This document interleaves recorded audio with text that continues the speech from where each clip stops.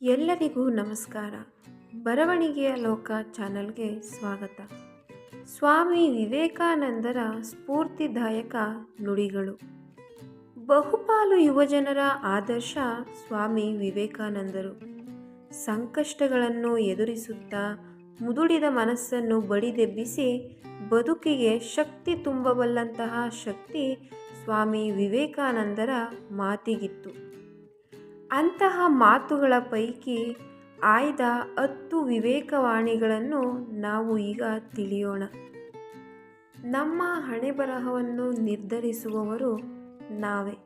ಅದಕ್ಕಾಗಿ ಯಾರನ್ನು ದೂರಬಾರದು ಅಥವಾ ಶ್ಲಾಘಿಸಬಾರದು.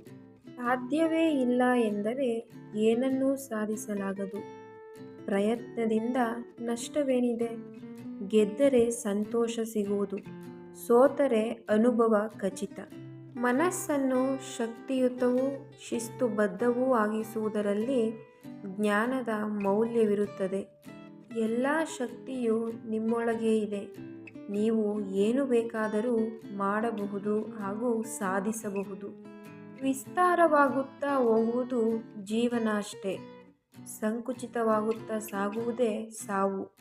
ಪ್ರೀತಿಯೇ ಜೀವನ, ದ್ವೇಷವೇ ಸಾವು.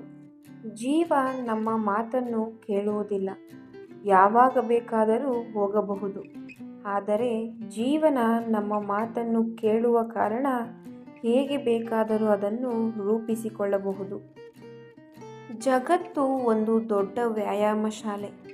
ಇಲ್ಲಿ ನಾವು ಬರುವುದೇ ನಮ್ಮನ್ನು ಬಲಪಡಿಸಿಕೊಳ್ಳಲು.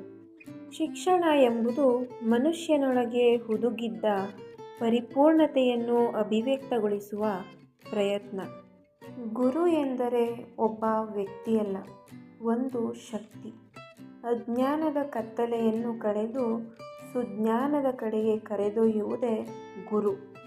ಅನುಭವ ಎಂಬುದು ಜಗತ್ತಿನ ಸರ್ವಶ್ರೇಷ್ಠ ಶಿಕ್ಷಕ. ಉಸಿರಾಡುವವರೆಗೂ ಕಲಿಕೆ ಮತ್ತು ಜ್ಞಾನಾರ್ಜನೆಯೇ ಜೀವನದ ಗುರಿಯಾಗಿರಲಿ. ಜೀವನದಲ್ಲಿ ಅತಿ ಮುಖ್ಯವಾದುದು ಶಿಕ್ಷಣ ಹಾಗೂ ಗುರಿ. ಇದಿಷ್ಟು ಮಾಹಿತಿ ನಿಮಗೆಲ್ಲ ಇಷ್ಟ ಆಗಿದೆ ಅಂತ ಅನ್ಕೋತೀನಿ.